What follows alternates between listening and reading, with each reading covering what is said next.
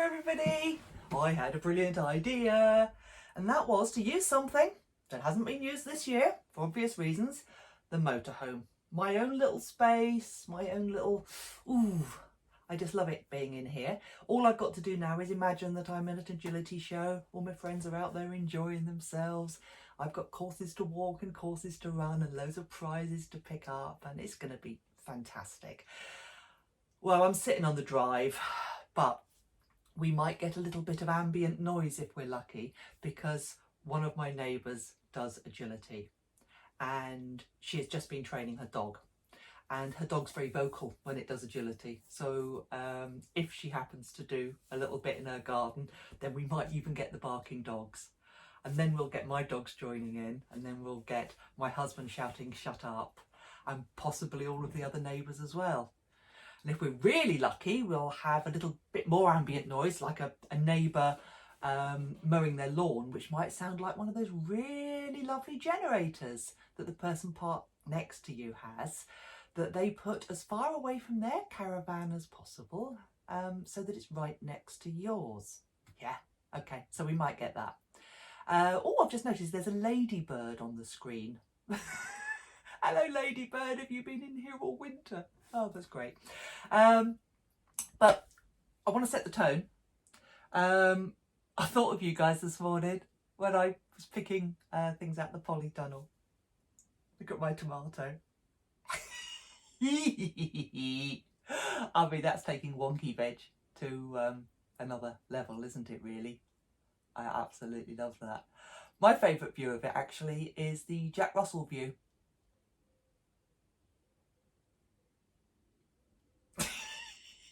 What do you reckon? Childish, yeah. Fine. So that set the tone.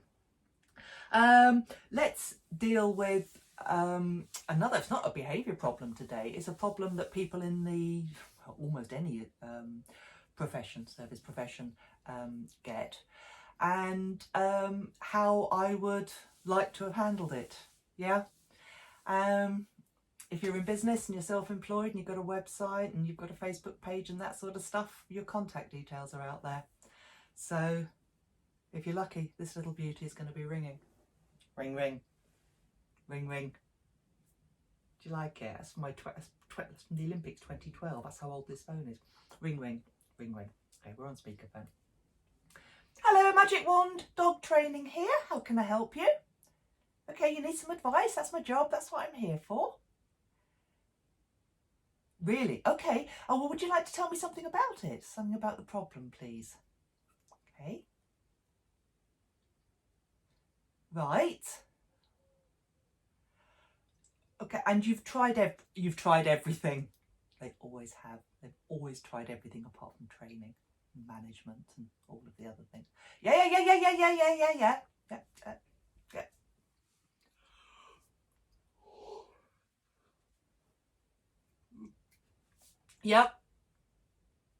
Yep. Mm-hmm.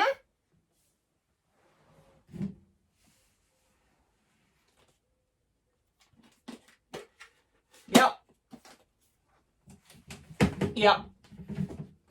Yeah. Okay, mate. Yes. May I stop you now? May I stop you now, please? Thank you.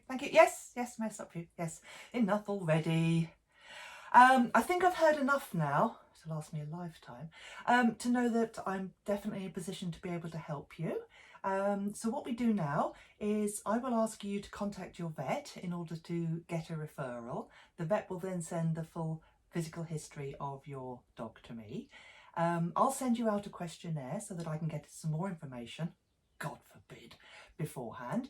And then we might as well now look at our diaries and see when we can get together sometime, probably next month. You wanted the advice now? Of course, they always want the advice now. Okay, you wanted the advice now over the phone. Okay, without a vet referral, without me taking a history. Yeah, I know you can tell me more about it. Yes, I know you can. It's a Sunday and I have got other things to do. Yeah, okay, it's only advice. Yeah. What do you think my job is? Yeah. Seriously, what do you think my job is? How do you honestly think I earn a living? Yeah, it's giving advice. Yeah, that's what I get paid for. How do you think I got this knowledge in order to be able to impart this incredible advice? I studied. Yeah, I went to university. It cost money. It's taken years and years and years of my life to get qualified. And you want to phone me up and you want to ask for free advice because after all, it's only advice. I don't know you, I don't know your dog, I don't know the environment, I don't know the background, but you want some advice. Yeah? Okay. All the others gave you advice, did they? What others? The other half a dozen or so you've phoned already. Why are you ringing me then if they've all given you advice? Oh, that makes sense. Yeah, you didn't like the fact you actually had to do something. Yeah, no, I've heard that one before. Didn't they try and sell you a lassie pill or something like that? No, so you give your dog this and it'll instantly behave better? That's a bloody good marketing ploy. I bet some unscrupulous money-grabbing person's going to do that someday. I missed my chance there. Okay, I'm really sorry. I'm out of lassie pills at the moment. And I think one of the 6 people you've spoken to already are the ones to help you. Goodbye. Yeah. Honestly, it was time after time after time. But I'll tell you what's worse is when it's somebody you know. Now, it could be somebody that you meet at a party, standing there over canapes and your Diet Coke, and you're saying to them, well, what do you do for a living? Oh, I'm a dog trainer. Well, you'll be able to tell me about my dog. No, I won't. Sorry, I won't. That's fine, because you don't tend to bump into these people every day. The problem is when you're at an agility show and somebody comes up to you and says, Sally, especially if your name's not Sally. Sally, can I ask you a question? Oh, I used to be so polite. I used to go through all the palaver. And then I discovered this word. It was called no. Just no. Well, there'd be this embarrassing silence as they went, it's something quite simple. Well, Google it then. No, I didn't used to say that.